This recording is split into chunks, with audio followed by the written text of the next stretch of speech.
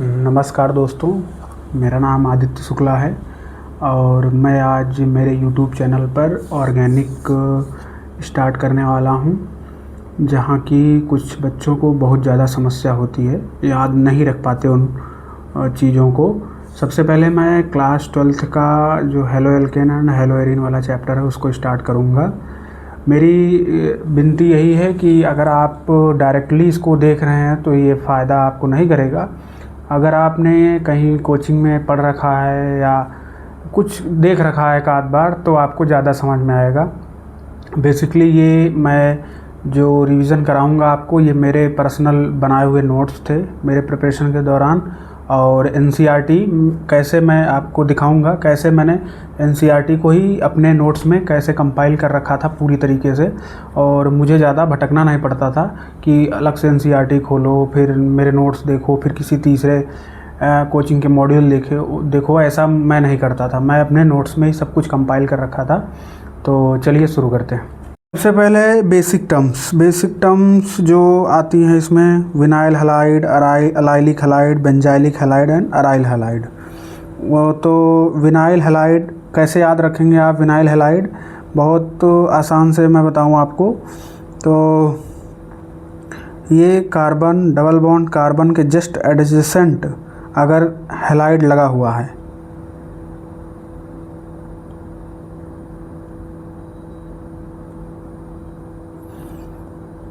आप याद कैसे रखेंगे? ये मान लीजिए माता जी हैं और ये पिताजी हैं। माता पिता के अच्छे बॉन्ड से अगर आप जुड़े हुए हैं, अच्छे बॉन्ड मतलब माता पिता का व्यवहार अच्छा है, अगर आप डायरेक्टली इनसे अटैच हैं तो ये फिर विन विन वाली सिचुएशन है। तो इस तरह से आप इसको याद रख सकते हैं। विनाइल हैलाइड कब? जब दो जन के बीच में अच्छा संबंध, मतलब माता भी ठीक पिता भी ठीक और उनसे आप डायरेक्टली अटैच हैं, तो आप जीवन में विन विन सिचुएशन में हैं।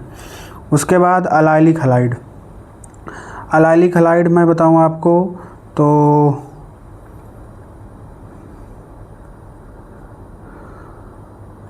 ये माता जी और ये पिताजी, ठीक है। अब इनसे कोई आप डायरेक्टली ना अटैच हो के आप किसी तीसरे के साथ अटैच हैं, ठीक है। तो यहाँ आप विन सिचुएशन नहीं है बाप की, अब आप यहाँ पे अकेले हो गए हैं, अकेले। तो अकेले मतलब अलाइलिक हैलाइड हो गया। उसके बाद जो कन्फ्यूजन आता है बेंजाइलिक और एराइल हैलाइड में, ये भी नीट 2023 का समथिंग क्वेश्चन है। बेंजाइलिक और अराइल हैलाइड में सबसे बड़ा कन्फ्यूजन ये है कि लड़के इसको बेंजाइलिक कह देते हैं और इसको अराइलिक। बेंजाइलिक को जैसे यक्स इसको लगा दिया तो इसमें बहुत सारा कन्फ्यूजन होता है।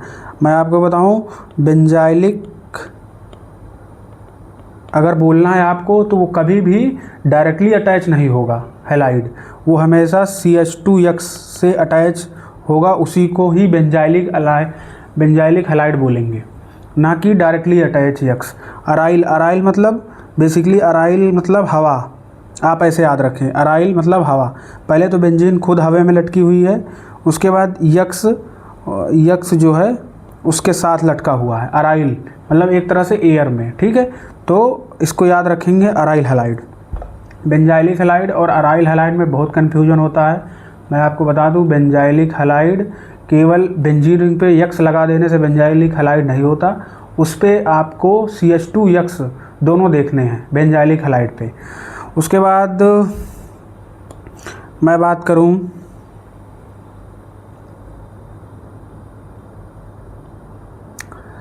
क्लोरोक्विन और हेलोथेन, दो ये जो दवाओं का नाम दे रखा है आपके एनसीईआरटी ने, chloroquine treatment of malaria and halothane anaesthetic during surgery. ये क्यों दे रखा है? मतलब बेसिकली आपको याद ये रखना क्योंकि क्वेश्चन कहीं से भी आ रहा है और कुछ भी क्वेश्चन पूछा जा सकता था। पहले केमिस्ट्री इन एवरीडे लाइफ था जो कि अब नहीं है सिलेबस में, तो आपको याद रखने हर चैप्टर में जो थोड़े बड़े एक आध दो नाम जो आ जा रहे हैं दवाइयों के, उनको आपको याद रखना है। क्लोरोक्विनोन आप कैसे याद रखोगे? बेसिकली जो क्वीन मतलब रानी, फीमेल, तो मलेरिया कैसे होता है? फीमेल मच्छर के काटने से। तो आपको इसे याद रखना है, फीमेल क्वीन क्लोरोक्वीन मलेरिया, ठीक है, ऐसे याद रखना है। और हेलोथेन को आप याद रख लेना, एनेस्थेटिक ड्यूरिंग सर्जरी। उसके बाद जो मोस्ट इंपॉर्टेंट बेसिक टर्म में आते हैं वो हैं जेम हेलाइड और विस हेलाइड। जेम कैसे याद रखोगे आप? जेम कैसे होता है? ऐसे, ये होता है जेम, ये मान लो हीरा, जेम ऐसे होता है। तो हमें एक ही कार्बन पे डबल दो Cl, दो क्लोराइड या दो आयोडाइड, मतलब कुछ भी हो सकता है, बेसिकली यक्स। ये कैसा दिख रहा है आपको? जेम की तरह दिख रहा है। तो ये है gem halide, gem dihalide. और अगर दो कार्बन पे दो एक्स लगे हुए हैं अलग अलग एडजेसेंट पे, तो वो है विस हेलाइड, विस डाई हेलाइड।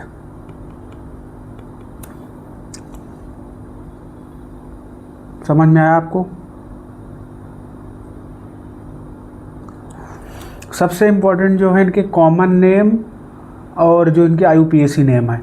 कॉमन नेम में अभी आप देखेंगे इन आ रहा है, जबकि एक भी डबल बॉन्ड इन कंपाउंड के अंदर नहीं होता है। तो ये अक्सर क्वेश्चन पूछ लिया जाता है नॉर्मल जो कोचिंग के टेस्ट वगैरह होते हैं उनमें, कि अल्काइली डाइन हेलाइड में कितने डबल बॉन्ड हैं।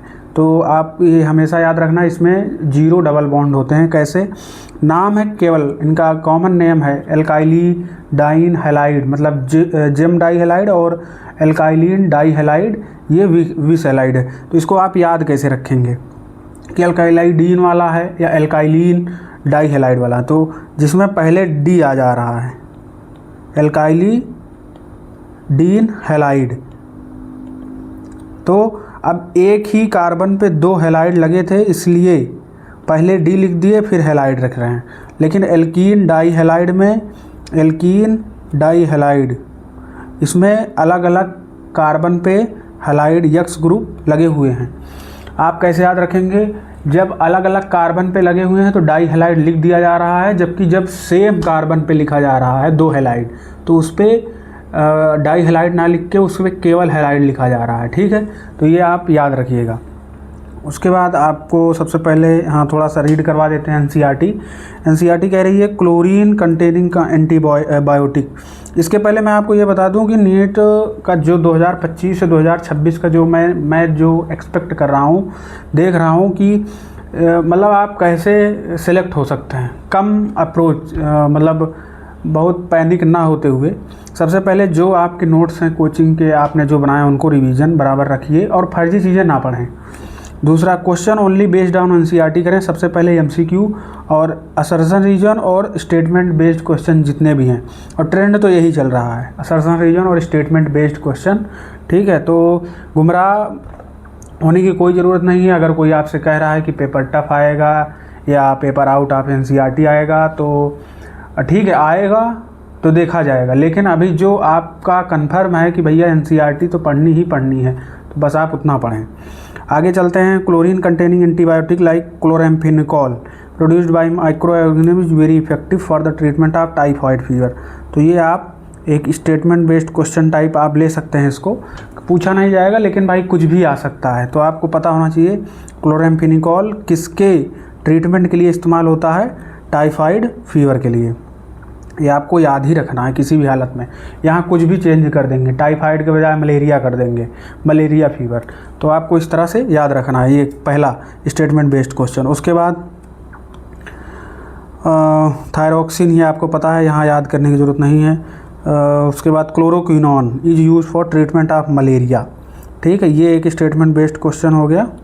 उसके बाद एक ये इसको आपने वहाँ नोट्स में आपको बता ही दिया मैंने पहले से ही। एक जो बढ़िया लग रहा है मुझे, मतलब जो आ सकता है, क्योंकि ये थोड़ा सा अच्छा क्वेश्चन बन सकता है स्टेटमेंट बेस्ड, कि सर्टेन फुली फ्लोरिनेटेड, फुली यहाँ पार्सली कर सकते हैं पेपर में अगर पूछना है उनको, ठीक है, पार्सली बोल दिए, फ्लोरिनेटेड की जगह क्लोरिनेटेड बोल दिए, ठीक है। Compound are being considered potential blood substitute in surgery, ठीक है। तो इसको आप याद रख लें, फुली फ्लोरिनेटेड कंपाउंड जो भी होते हैं वो कंसीडर किए जा सकते हैं as a potential blood substitute in surgery. आपको हर एक लाइन इतने बढ़िया तरीके से आनी चाहिए कि क्वेश्चन कुछ भी आ जाए, अपना क्वेश्चन गलत नहीं होना चाहिए। आगे चलते हैं, नेचर ऑफ CX बॉन्ड, ये एनसीईआरटी में दिया है। जो भी आपको याद करना है सबसे पहला वाला याद करना है। क्यों? क्योंकि यही थोड़ा सा कंफ्यूजिंग है। ये है डाइपोल मोमेंट,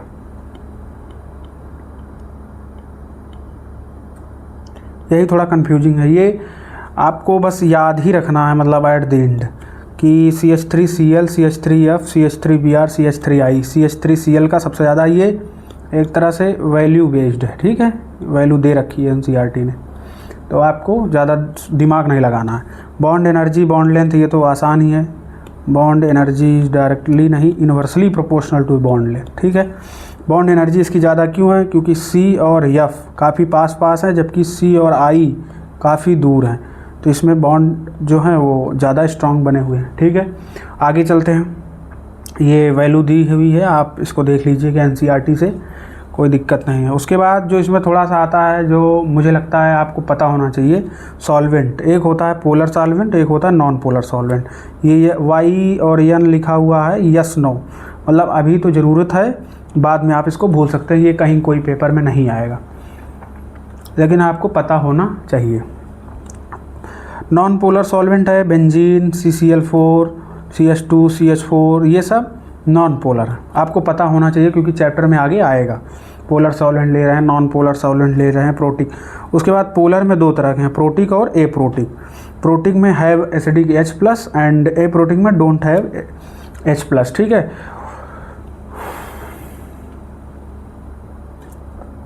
ये सब आपको नहीं ध्यान देना है, ये सब कभी नहीं आएगा, बस अगर पढ़ने का मन हो तो आप पढ़ लेना, मैं बता नहीं रहा हूँ आपको।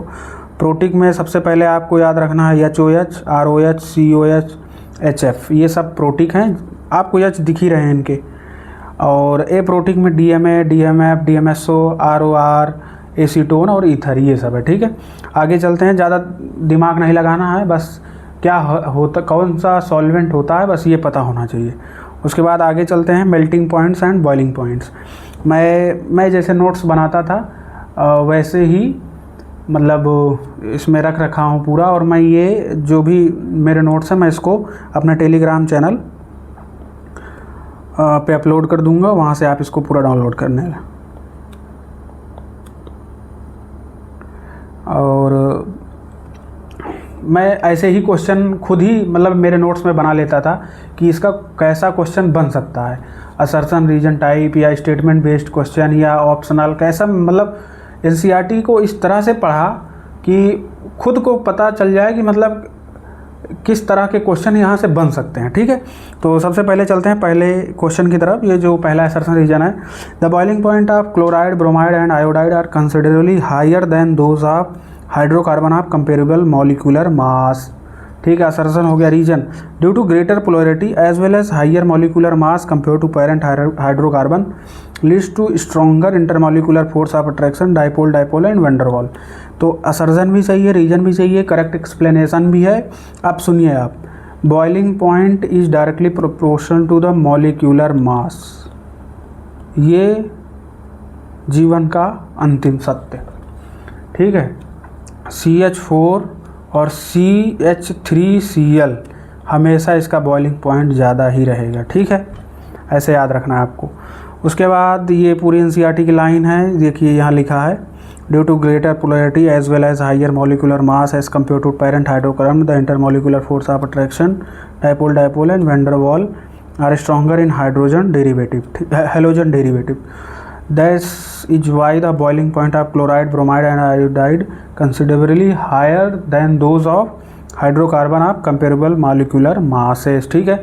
ये क्वेश्चन हो गया यहाँ से। उसके बाद अगला क्वेश्चन आता है, for same alkyl group the boiling point of alkyl halide decreases in order of RI, RB, RCl, RF, ठीक है। This is because increase in size and mass of halogen atom the magnitude of van der Waals forces increases.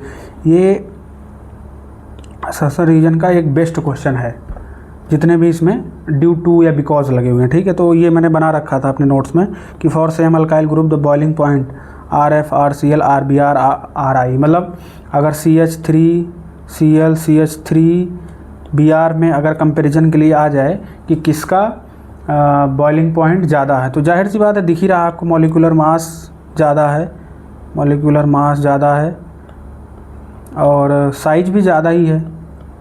तो बस इतना ही देख के, this is because with the increase in size and mass of halogen atom, क्या बढ़ रहा क्या है, साइज और मास के बढ़ने से हो क्या रहा है, magnitude of wonder wall force increases, wonder wall force. जाहिर सी बात है आपको याद ही रखना है, यहाँ मैं कुछ मतलब बहुत बड़ी बात नहीं बता रहा हूँ। वंडर वॉल फोर्स आप पढ़ोगे वो इंक्रीज हो जाता है मास के बढ़ने से, ठीक है। डू नॉट कन्फ्यूज, यहाँ एक थोड़ा सा इम्पोर्टेंट है, do not confuse with bond energy and bond length. कभी कभी दिमाग में आ जाता है ख्याल कि भाई अगर डाउन जा रहे हैं क्लोरीन से आयोडाइड तक, तो इसमें क्या है, बॉन्ड एनर्जी बॉन्ड लेंथ तो बढ़ रहा है, तो बॉयल जल्दी हो जाना चाहिए क्योंकि बॉन्ड लेंथ ज़्यादा है। तो ये सब नहीं सोचना है, बॉइलिंग पॉइंट को डायरेक्टली याद रखना है, किससे, डायरेक्टली मॉलिक्यूलर मास या साइज से, ठीक है। आगे चलते हैं। The boiling point of isomeric dihalobenzene are nearly the same, ठीक है। इसको आपको ऐसे बस एक याद ही रखना है, isomeric dihalobenzene are nearly the same. फिर एक बढ़िया आता है assertion reason, the para isomer of dihalobenzene high melting point as compare to their ortho and meta position. यहाँ बात अब मेल्टिंग की चल रही है, ध्यान दीजिएगा थोड़ा सा।